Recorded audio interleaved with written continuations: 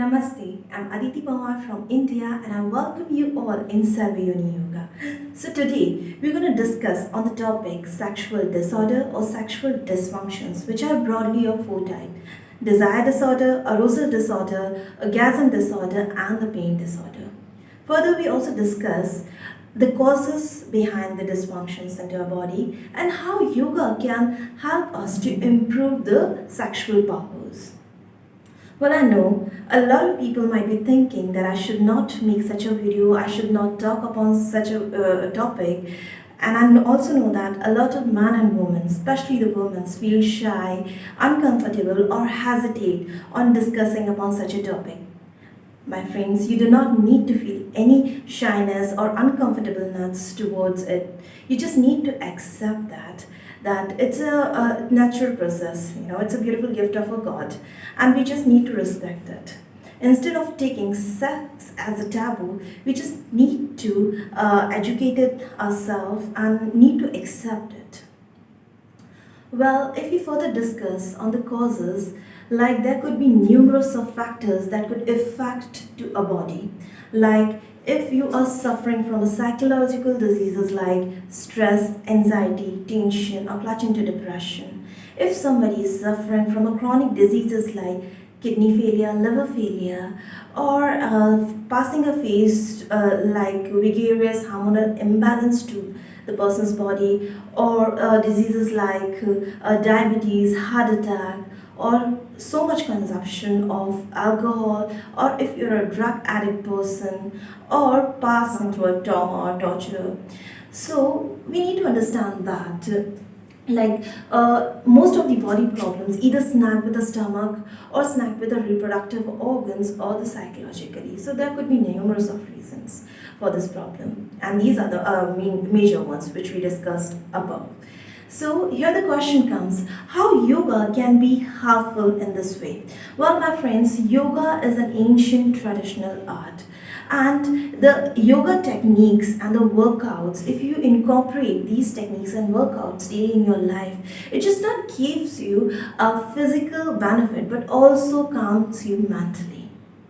What it actually does if you perform it in your daily in your life, like it improves the blood flow into the pelvic region, and so that it improves the dead cells, and so the sexual improvement occurs.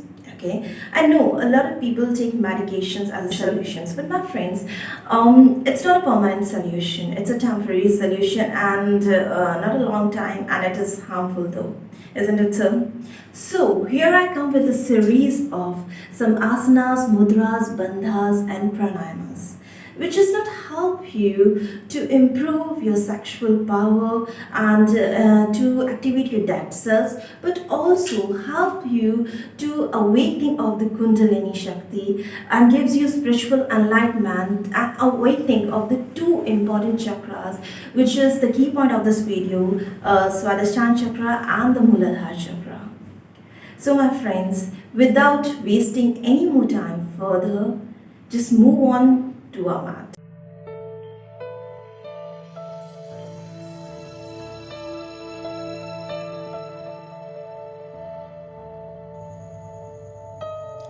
According to ancient rishis of India, or the concept of Hinduism, they divided life into four periods called ashram.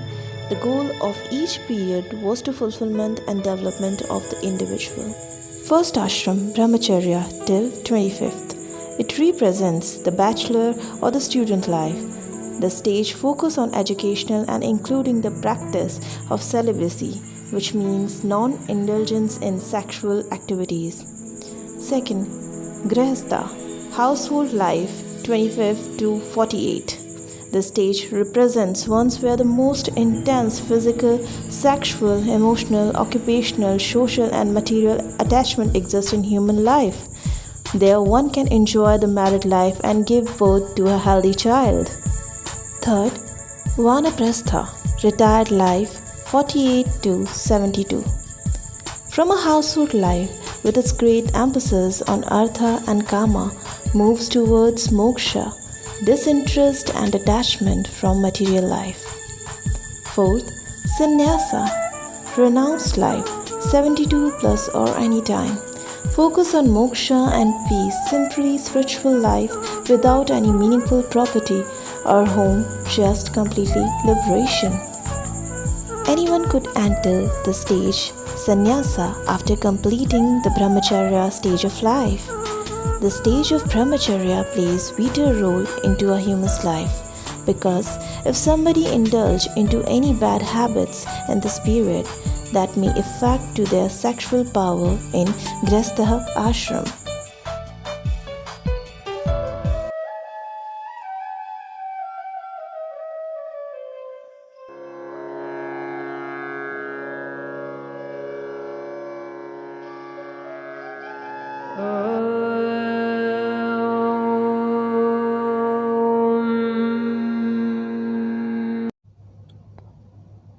Chakki Chalanasana or churning the mill pose. It is an excellent yogic warm-up for toning the nerves and organs of the abdomen and the pelvis. Helps to improve sex-dead cells. It is useful for regulating the menstrual cycle. It is also performed during the first 3 months of pregnancy. Utkat Asana or the chair pose. This asana engages your pelvic region by forcing you to lift your pelvic floor as you lower your tailbone. It is the same muscles that are used in Kegel exercises and it leads to more intense control of sexual organs. It is used to perfect physical balance. It strengthens the thigh muscles. Contraindication: should not practice by people with ankle or knee problem. Malayasana or the garland pose. It tones the abdominal. It helps regulate sexual energy, improve concentration and focus. Ideal for prenatal yoga. Keeps your pelvic and hip joint healthy. Strengthen your metabolism. Ardha Matsyendrasana Asana or spine twist pose. It is also known as Yogi Matsendranath's pose. It reduces the tendency of the adjoining vertebrae to develop inflammatory problem and calcium deposits. It regulates the secretion of adrenal glands, liver and pancreas, beneficial for the kidney. Contraindication: pregnant women should avoid this practice. People suffering from peptic ulcer, hernia or hyperthyroidism should only practice it under export. Nakasana or the boat pose. It tones the leg and arms muscles. It helps to remove the belly fat. It helps to improve the circulation of blood into the pelvic region. It maintains the function of kidney, thyroid and prostate gland. Contraindication: should avoid if suffering from hernia, spinal injury, migraine, diarrhea. Marjorie Asana or the cat pose. It strengthens your Kegel muscles that contract during orgasm. It releases stress and helps you to stay in the present moment so that you can enjoy your sex life. It is an excellent pose for massaging the spine and back muscles and stimulating the flow of energy. Ushtra Asana or the camel pose. It tones organs of the abdomen, pelvic and neck, release tensions in the ovary, stimulate endocrine gland. It expands the abdomen region. It opens up the hip, stretching deep hip flexure. Contraindication: avoid if suffering from high blood pressure, having vertigo and enlarged thyroid. Supta Vajrasana or sleeping thunderbolt pose. It diverts sexual energy to the brain, therefore helps to achieve spiritual gain. It delivers a high amount of oxygen into the lungs. It relieves constipation and massaging the abdominal organs. Shankh Prakshalana is recommended as a counter pose. Contraindication: avoid if suffering from sciatica, neck problem, knee problem, spine alignment, slip disc. Pregnant women should avoid this asana. Instead of taking Supta Vajrasana, one can also take Uttan Mandukasana. Setubandhasana or the bridge pose. It helps to relieve symptoms of menopause. It improves the blood circulation. It strengthens the core and the pelvic muscle. It helps increasing the blood flow in the genital area at the same time toning the genital muscle, thus improving sexual performance and better orgasm. Matsya Asana or the fish pose. It stretches and tones the front of your neck and your abdominals. It stretches and stimulates the organs of your belly and throat. This pose is ideal for flushing out your thyroid gland. The thyroid helps to keep hormones balanced, which is key for sexual energy works. Contraindication: avoid if suffering from high or low blood pressure, neck injury, migraine, heart problems, and especially in pregnancy. Sarvanga Asana. It activates the sex dead cells, improves the function of sex organ. It improves overall health. It helps to reduce belly fat, improve functions of reproductive organs, both man and woman. It increasing the efficiency of the reproductive organs. It improves the functions of the ovary, cure thyroid problems. Contraindication: avoid if suffering from eye problem, blood pressure, heart or thyroid diseases. Avoid in pregnancy and in periods. Hala Asana or the plow pose. This asana helps to enjoy sex by improving the blood circulation and activating the dead cells. It rejuvenates mind and body. It improves the blood flow towards the head. It balances the hormonal level into the body. Contraindication: avoid it suffering from diarrhea, asthma, period cycle, pregnancy, neck injury and high blood pressure. Mudra and Bandha. Mudra is a specific body position which channels the energy produced by asana and pranayamas into the various centers and arouses particular states of mind, whereas the Bandha means body lock. It helps to regulate the flow of prana, the life force energy, into the certain parts of the body. Mudra, the Viparita Karni Mudra. It is the first mudra practiced in Kriya Yoga. It awakens the Vishuddhi chakra. It reduces the belly fat, improves the blood flow into the abdominal. The angle in this mudra is at 45 degrees to the floor. Contraindication: avoid if suffering from high blood pressure, thyroid, excessive toxin in the system, heart diseases. Mahamudra. It removes all the energy blockage and cure mental depression. It improves control over the sexual potential. The sexual potential associated with apana. It is essential in the process of awakening of the dormant spiritual energy Kundalini and attain of the spiritual power Siddhi.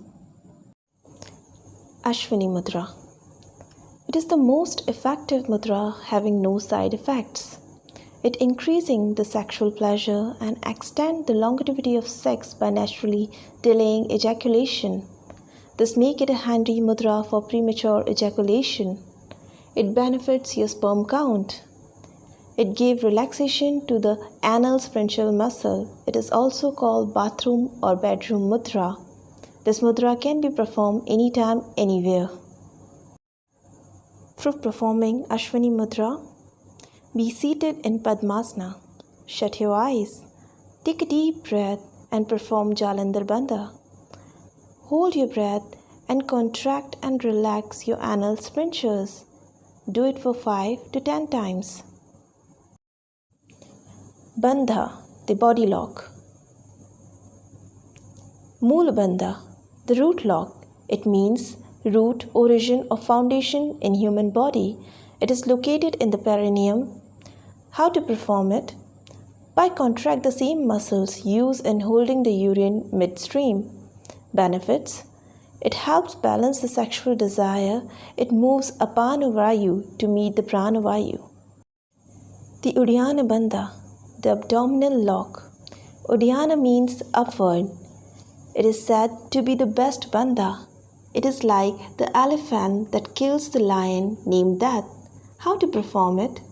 Pull the abdominal muscles in and up after the complete exhalation and before the inhalation. Its benefit: it massages and tones the heart muscles. It moves the downward energy in and up towards the chest. The Jalandhar Bandha, the throat lock. Jal means a gnat or a web. It is the first bandha that the yogi should master. How to perform it? Contract the throat and the neck and bring the chin to the chest in the notch between the collarbones. Its benefit? It regulates the blood flow to the heart, the neck, and the head region. Pranayams. It is the control of breath.